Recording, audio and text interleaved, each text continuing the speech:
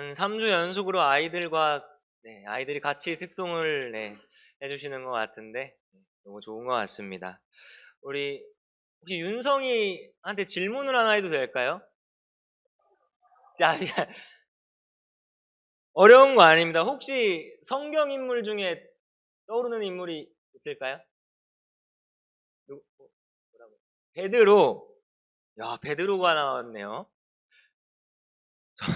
저의 됐습니다. 감사합니다.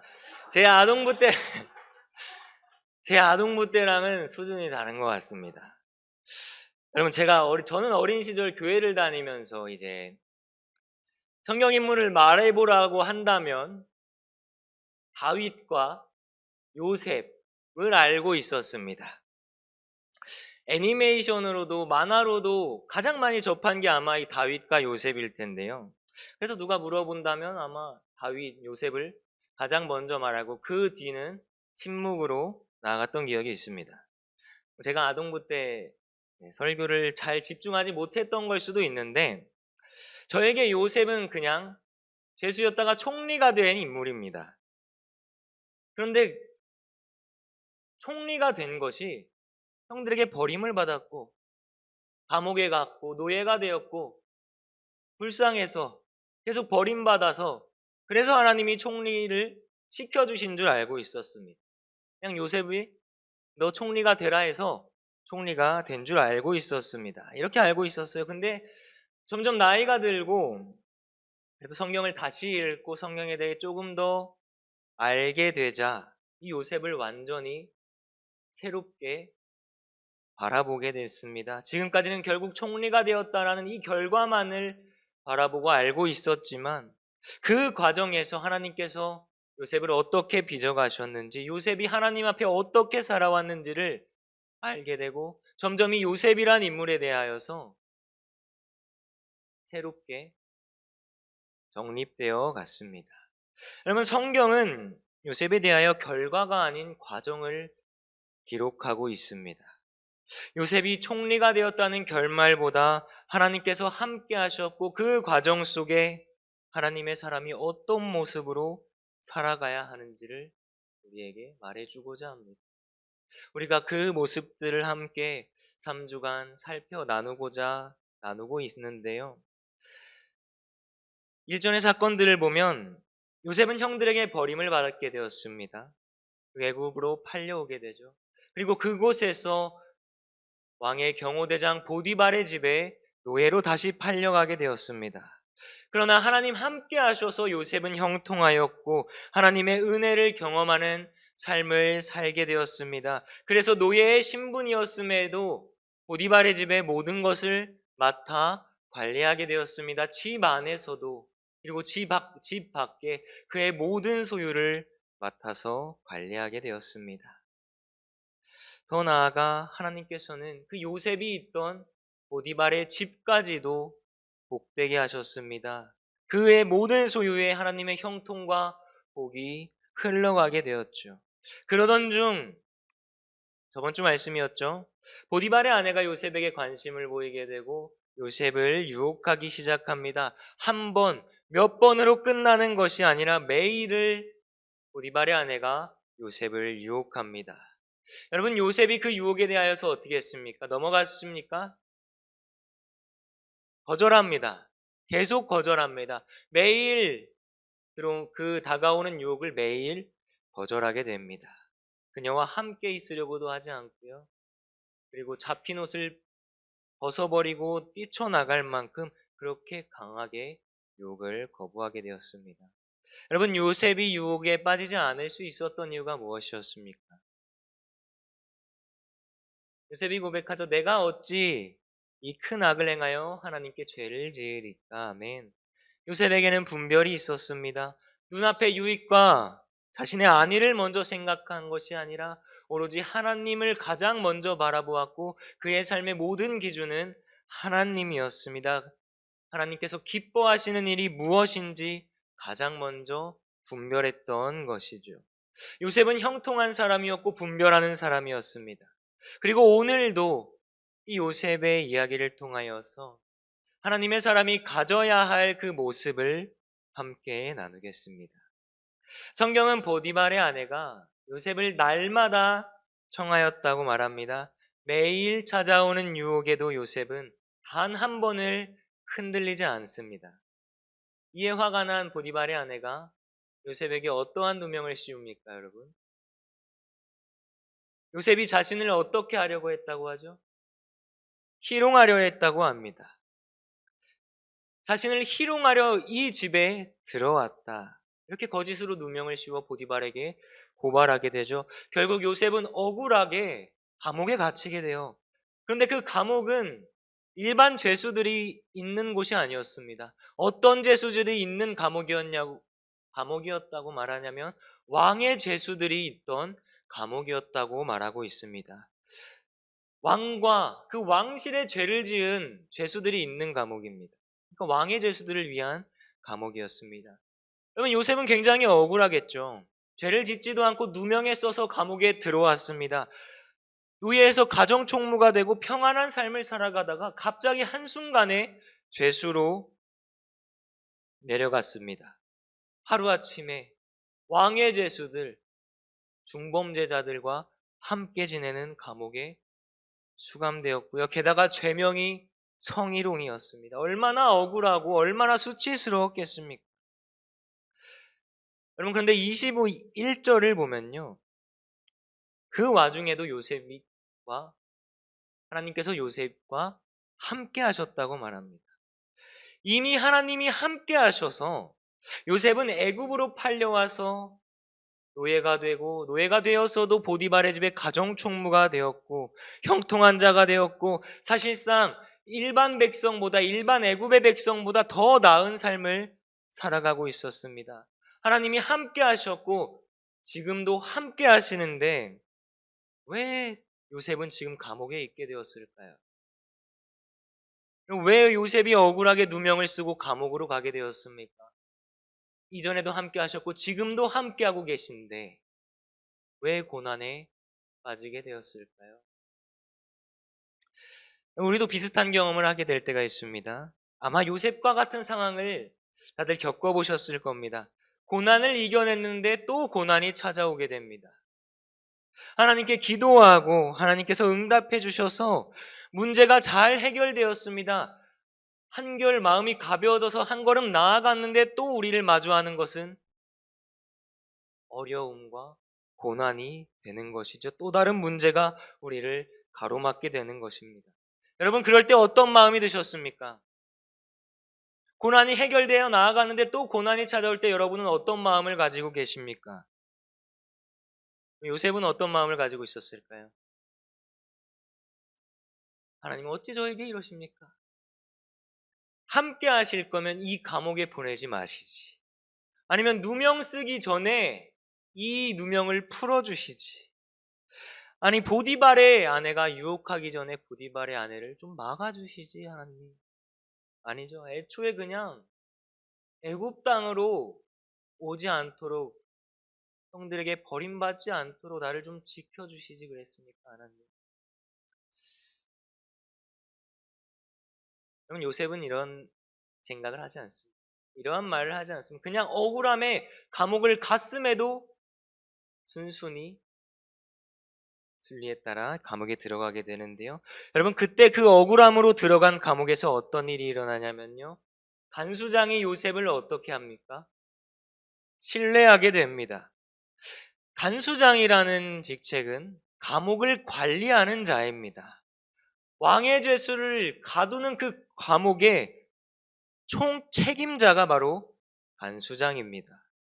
그가 요셉을 마음에 들어하게 되고 요셉에게 모든 것을, 자신의 일을 맡기게 됩니다. 여러분, 말도 안 되는 거죠. 그 죄수들을 관리하는 일을 자신의 부하도 아니라 감옥에 들어온 죄수에게 맡기는 것입니다. 성경은 그 이유를 어떻게 말하냐면요, 23절인데요. 우리 23절 함께 읽겠습니다. 간수장은 그의 손에 맡긴 것을 무엇이든지 살펴보지 요셉과 함께 하심이라. 여호와께서 그를 범사에 형통하게 하셨더라. 아멘. 하나님께서 요셉과 함께 하셔서 그를 형통하게 하셨다고 합니다. 그가 간수장의 신뢰를 받고 그 일을 맡은 것은 하나님이 그와 함께 하셔서 요셉과 함께 하셔서 형통하게 하셨습니다. 여러분 말씀을 잘 보면요. 간수장이 맡긴 것을 살펴보지 않았다고 하는데 아예 뒤돌아보지 않았다는 것입니다. 요셉의 일을 점검하지 않았다는 거예요.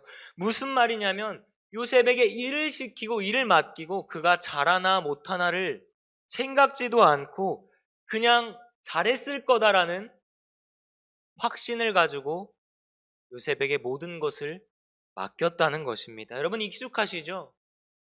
감옥에 들어오기 전에 보디발의 집에서도 그랬습니다. 보디발이 요셉을 가정총무로 삼고 모든 것을 맡기고 모든 소유를 그에게 맡겼을 때에 아무것도 간섭하지 않았다고 말하고 있습니다. 간수장도 요셉에게 죄수들의 관리를 맡겼습니다. 그리고 아무것도 간섭하지 않았습니다.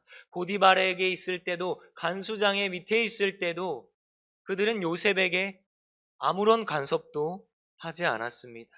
보디발의 집에서는 노예였고요. 감옥에서는 죄수였습니다. 어떻게 보면 점점 더 낮아지고 점점 더 형편없는 자리, 점점 더 어려운 자리로 내려간 것입니다.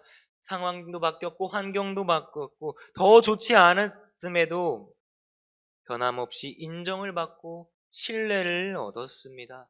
형통했습니다. 성경은 이 모두를 하나님께서 함께 하셔서 그가 형통하였다고 말하고 있습니다. 여러분 그런데 이것이 마치 하나님께서 요셉아 너는 그냥 가만히 있어라 내가 다 해줄게 알아서 다 해줄게 너를 가정총무가 되게 할 거고 너를 감옥을 관리하는 사람이 되게 해줄게 여러분 이러한 것이 아닙니다. 만약 그랬다면 하나님께서는 요셉을 통하여서 이루고자 하시는 일을 그냥 말 한마디로 이루어 내셨을 겁니다. 하나님께서는 요셉의 삶을 그냥 모든 것을 다 이루어 주신 게 아니라 그 자리에서 하나님의 사람으로 살아가도록 하셨습니다. 하나님의 사람으로 살아갈 때에 그가 형통하도록 만드셨다는 것입니다. 그가 아무 일도 하지 않고 그냥 가만히 있었을 때 형통한 것이 아니라 하나님의 사람으로 그 자리를 감당했을 때에 형통하게 하신 것입니다. 노예라는 신분을 가졌을 때에도 그는 나는 끝났어. 나는 어쩔 수 없다면서 포기하지 않았고요. 감옥에 갇혔을 때에도 내 인생은 끝났다. 나는 이제 틀렸다라고 낙심하지도 않았습니다. 여러분 사실 요셉의 삶을 보면요. 보디발의 집에서도 그렇고 감옥에서도 그렇고 아무런 동기부여가 없었습니다. 일을 잘하면 어떠한 상을 더 받는 것도 아니었습니다. 일을 열심히 해냈을 때에 더욱더 높은 직책에 올라가는 것도 아니었습니다. 그런데 성경을 보면 요셉은 단 한 번도 어떠한 불평이나 어떠한 불만을 토로하지 않습니다. 단 한 번도 이 상황에 대하여서 원망하지 않습니다. 그저 묵묵히 자신의 자리를 지켜냈습니다. 그리고 그 삶이 어떻게 이어졌습니까? 보디발도 간수장도 그가 무슨 일을 하든지 간섭하지 않았습니다. 그들이 요셉을 신뢰하게 되었습니다. 이 말이 무엇입니까? 그럴 필요가 없었던 것입니다. 이미 모든 것을 맡기기 이전부터 요셉을 신뢰하고 있었죠.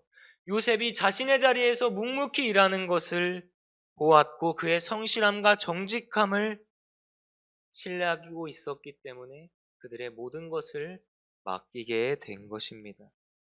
여러분 그러면 요셉은 왜 이러한 자리에서 억울하고 아무런 보상도 없는 자리에서 그렇게까지 묵묵히 그 자리를 지켜낼 수 있었을까요? 여러분 계속 이어집니다. 요셉이 바라본 것이 무엇입니까? 요셉의 그 자리자리마다 바라본 것이 무엇입니까? 하나님입니다. 보디발의 아내의 유혹을 뿌리칠 때도 요셉은 그의 삶이 하나님 앞에 있음을 고백하였습니다. 사람의 평가를 바라보며 일한 것이 아니라 누군가 알아주기 때문에 좋은 것을 얻을 수 있기 때문에 그는 성실하고 그 자리를 지켜낸 것이 아니라 자신이 어디에 있든 하나님이 함께 계신다는 사실, 하나님께서 나를 보고 계신다는 사실을 믿었기 때문입니다. 그래서 노예의 자리에서도 감옥의 자리에서도 하나님의 사람으로서 그 삶을 살아낼 수 있었던 것입니다. 사람들은 요셉을 노예라고 불렀고 죄수라고 생각했지만 요셉은 하나님의 사람으로서 자신의 자리에서 성실하게 살아가고 있었던 것입니다. 여러분, 우리의 삶도 마찬가지입니다.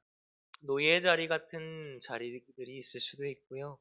죄수의 자리와 같을 때도 있을 수도 있습니다. 내가 원하는 자리가 아닐 수도 있습니다. 형통한 자리만이 있지 않을 수도 있습니다. 열심히 일해도 얻는 것이 얻을 수 있고, 얻는 것이 없는 자리일 수도 있고요.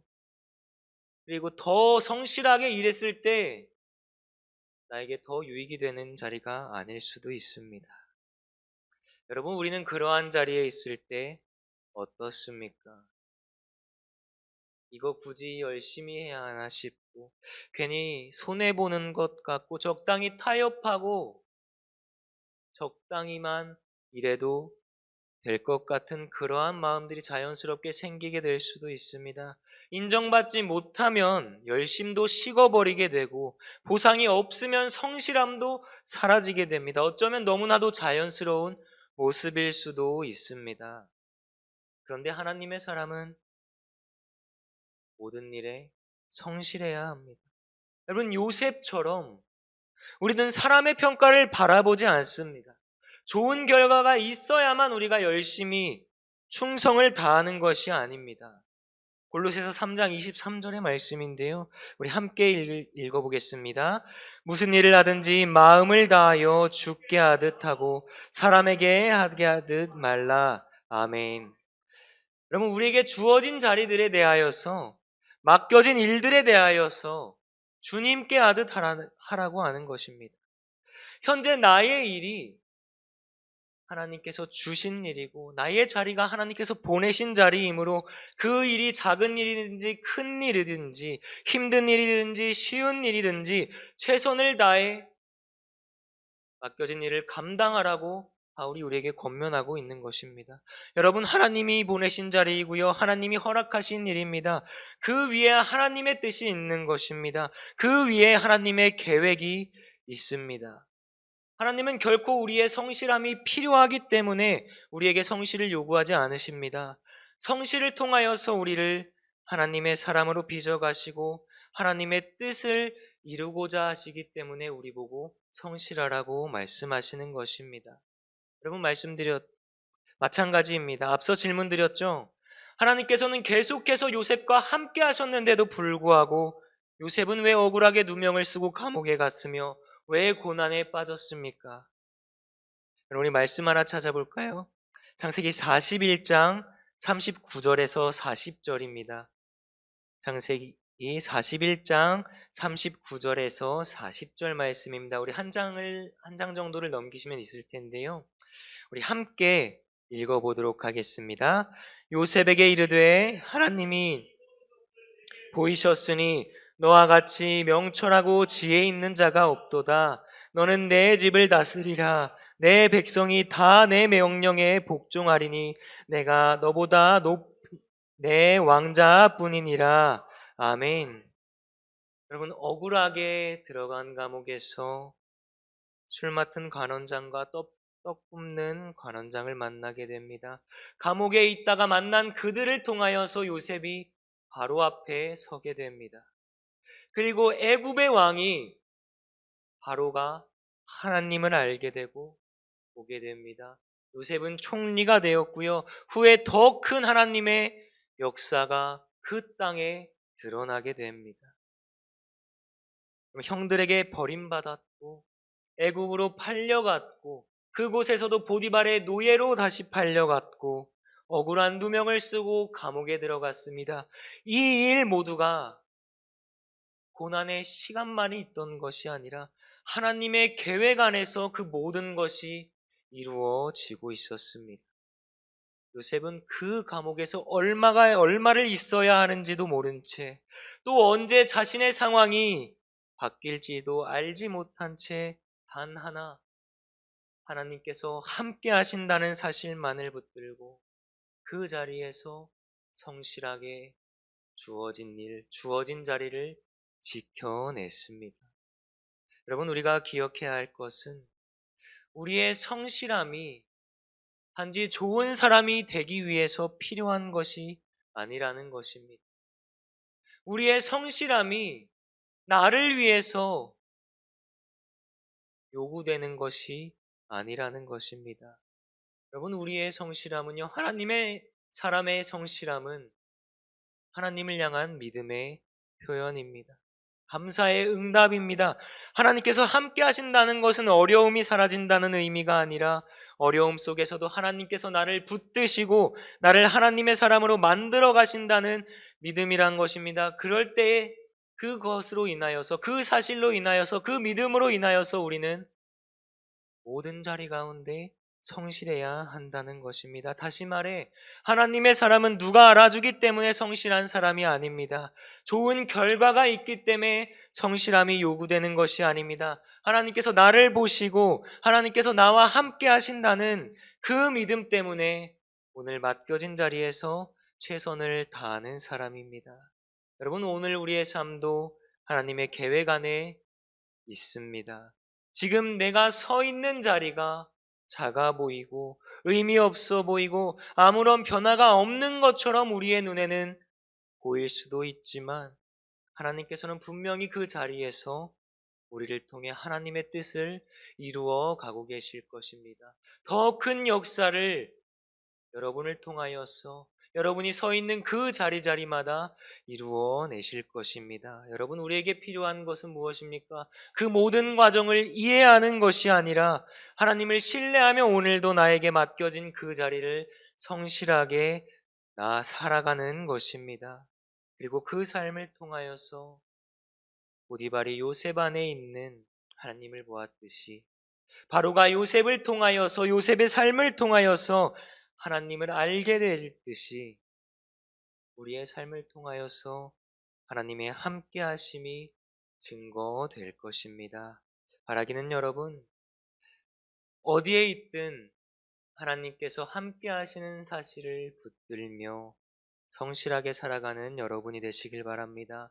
하나님께서는 지금도 우리의 모든 시간을 보고 계시며 우리의 모든 걸음을 통하여서 하나님의 뜻을 이루어 가십니다. 그것이 노예의 자리일지라도, 그것이 죄수의 그 감옥의 자리일지라도 하나님은 지금 우리의 자리를 통하여서 더 큰 일을 이루시며 더 큰 역사를 드러내실 것입니다. 지금까지도 우리의 모든 걸음을 계획하셨고 지금도 우리가 나아갈 그 한 걸음을 이루어 내고 계십니다. 여러분, 이 믿음으로 오늘도 하나님께서 보내신, 맡기신 여러분의 일들, 여러분의 자리를 묵묵히 성실하게 임하시는 길, 그리고 그 자리들을 통하여서, 그 일들을 통하여서 하나님을 증거하는 하나님의 사람으로 살아가는 모든 여러분이 되시기를 소망합니다.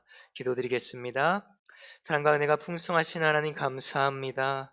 오후 찬양 예배를 통하여서 주님을 예배하게 하시고 우리를 말씀 앞으로 불러주심을 감사합니다.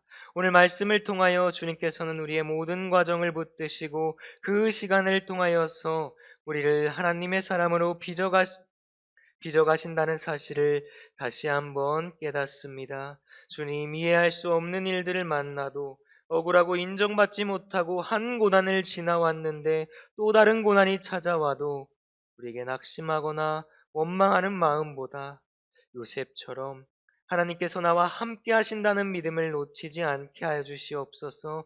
우리와 함께 하시기에 오늘도 충성하는 사람이 되게 하시고 모든 시간 가운데 함께 하시기에 맡겨진 자리에서 성실하게 살아가는 믿음의 사람이 되게 하여 주시옵소서. 우리의 모든 시간을 사용하여 주님 뜻을 이루어 가심을 믿습니다. 우리의 삶을 통하여 사람들이 주님을 보게 하시고 우리의 말과 행동을 통하여서 주님의 함께 하심이 이 땅 가운데 증거되게 하여 주시옵소서. 감사와 찬양과 영광을 올려드리오며 이 모든 말씀 예수님 귀하신 이름으로 기도드립니다. 아멘. 주